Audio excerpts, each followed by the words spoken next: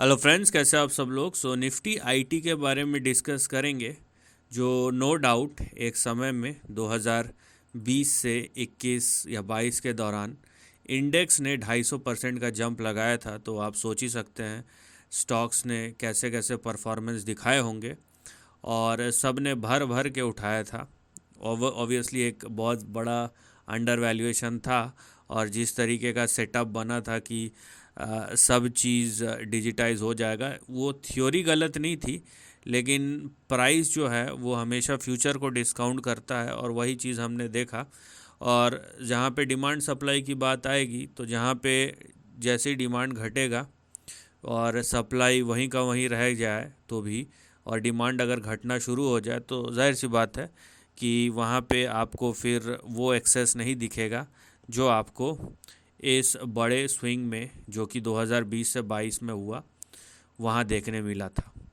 अब हो क्या रहा है, बहुत सिंपल तरीके से समझिए। इंडेक्स लेवल पे सबसे पहली बात तो ये जो आप देख रहे हैं ना, ये जो पॉइंट देख रहे हैं या ये जो लाइन देख रहे हैं, ये डिसाइड करेगा कि आगे ब्रेकआउट या अपसाइड होगा कि नहीं। और मैं जिस लेवल की बात कर रहा हूँ वो यहाँ पे है, एक मिनट इसको जूम करता हूँ, वो है 31,700। अगर 31,700 के ऊपर जाता है, 31,700 के ऊपर निफ्टी आईटी जाता है, तो अपसाइड होगा, लेकिन उसमें भी लिमिटेशन है। ठीक है, फिलहाल उसमें भी लिमिटेशन है और हम उस लिमिटेशन को क्रॉस नहीं करेंगे। राइट, तो अपसाइड अगर यहाँ पे है तो वो शुरू होगा 31,700 के ऊपर, और वो अपसाइड जो है वो 39,000 से लेके 39,500 या 39,600 तक रिस्ट्रिक्ट होगा। अगर 39,600 के ऊपर निफ्टी आईटी ट्रेड करना शुरू कर दिया, तब नया ट्रेंड शुरू होगा, उससे पहले नहीं। छोड़िए नया ट्रेंड को, फिलहाल तो अप ट्रेंड ही तभी शुरू होगा। यह छोटा सा ये जो रेंज में चल रहा है, इसको अगर मैं पूरा एक रेंज मानूं, ये देखिए, इसको अगर मैं अपना एक पूरा एक रेंज मानूं, तो जाहिर सी बात है जो निफ्टी आईटी है वो ऊपर जाना ही तब शुरू होगा जब ये 31,700 के ऊपर सस्टेन करे निफ्टी आईटी। नाउ अब देखिए, जो बड़ा ट्रेंड है वहाँ से हमको क्या इंडिकेशन या क्या हमको प्राइस फॉर्मेशन मिलता है, और इसे हमें पता चल जाएगा कि ओवरऑल जो प्राइस एक्शन है निफ्टी आईटी का वो कैसा है। देखिए, मैं यहाँ पे सिंपल सा एक लाइन खींचूँगा और ये लाइन आपको दर्शाता है कि price action, normally price action कैसा रहा है, excluding two big instances where the overall market has crumbled due to a big crisis or rather a black swan event. सो हम जो बात कर रहे हैं यहाँ पे दो बड़े गिरावट आए हैं इंडेक्स में।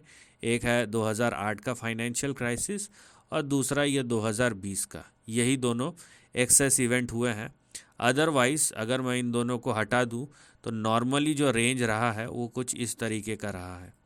राइट, यहाँ पे आपको दिखेगा बड़ा सपोर्ट, और इसको अगर मैं जूम करूं अब प्राइस को, तो आपको अब दिखेगा नॉर्मल प्राइस एक्शन।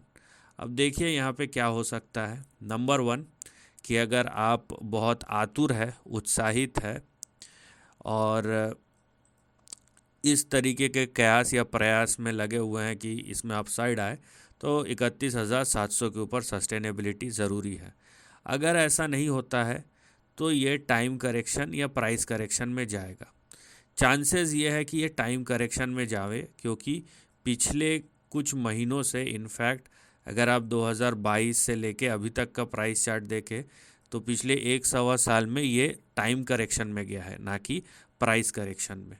तो यहाँ पे आप देख रहे हैं कि ये जो नैरो रेंज है उसी के बीच में प्राइस करेक्शन हो रहा है और ये टाइम करेक्शन ज़्यादा है। और अगर ऐसा चलता रहा तो हो सकता है अगले आने वाले 8 से 10 महीने भी ये प्राइस करेक्शन कंटिन्यू रहे, क्योंकि ये एक रेंज में ही घूमता रहेगा और स्टॉक ऊपर जाएंगे, नीचे जाएंगे, कंसोलिडेट करेंगे, कुछ स्टॉक अपसाइड बनाएंगे, कुछ स्टॉक डाउनसाइड बनाएंगे। लेकिन इंडेक्स जिस तरीके का इंडिकेशन दे रहा है वो इस बात का इंडिकेशन नहीं दे रहा है कि यहाँ पे बड़ी गिरावट आएगी। वो इस बात का इंडिकेशन दे रहा है अभी तक कि यहाँ पे आपको बड़ा टाइम करेक्शन देखने मिलेगा और वो चल भी रहा है। और यहाँ पे देखिए एक सिंपल सा रेंज है जिसके बीच में निफ्टी आईटी यहाँ पे ट्रेड कर रहा है और ये यहाँ पे अभी प्राइस कंसोलिडेशन में है या करेक्शन में है, आप जो भी बोल लीजिए, करेक्शन ही है एक तरीके का, चाहे प्राइस हो या टाइम वाइज हो, दोनों में से एक करेक्शन ही है। और ये करेक्शन अगर इसी तरीके से चलता रहा जैसा कि पिछले 1 सवा साल से चल रहा है, मतलब 12 14 से 15 महीनों में चल रहा है, तो ये इस बात को दर्शाता है कि अगले 8 से 10 महीने या इवन 1 साल ये और कंसोलिडेशन जारी रहेगा, ये प्राइस कंसोलिडेशन, राइट। तो यहाँ पे जो ट्रेंड है आपके सामने है, यहाँ पे आपको कयास उतना ही लगाना चाहिए जितना ज़रूरी हो या जितना हमें यहाँ पे इंडिकेट हो रहा है। और ये हम लॉन्ग टर्म ट्रेंड की बात कर रहे हैं, ये कल क्या होगा, 1 घंटे बाद क्या होगा, वो चवन्नी छाप जो है ना, उसके बारे में बात नहीं कर रहा हूँ। ना मुझे वैसे लोग पसंद है, ना मुझे वैसे कमेंट्स पसंद है। तो आप अगर बड़ा सोच रखते हैं तो देखिए, नहीं रखते हैं तो जाइए। तो यहाँ पे आप ट्रेंड देखिए, अच्छा खासा टाइम कंसोलिडेशन हो रहा है। यहाँ पे क्या करना चाहिए, जब इंडेक्स की बात है और यहाँ पे टाइम कंसोलिडेशन मिल रहा है, तो आपको नज़रें गड़ाए रखनी चाहिए, अच्छे स्टॉक्स ढूंढने चाहिए।